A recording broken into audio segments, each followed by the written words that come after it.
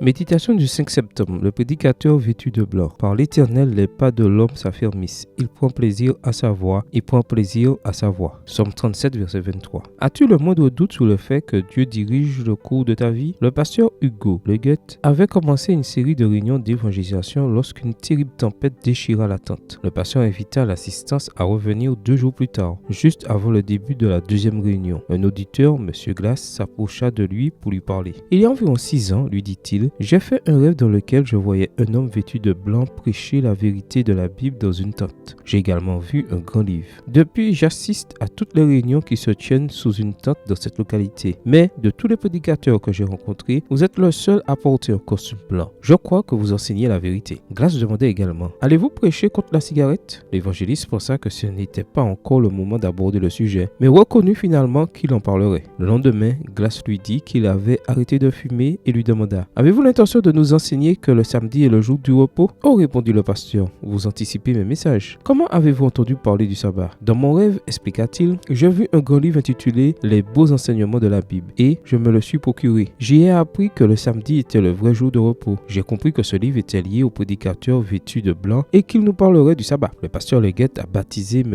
Glass, qui par la suite a tenu des réunions d'évangélisation dans cette même tente et a vu plusieurs personnes accepter le message que Dieu lui avait providentiellement révélé.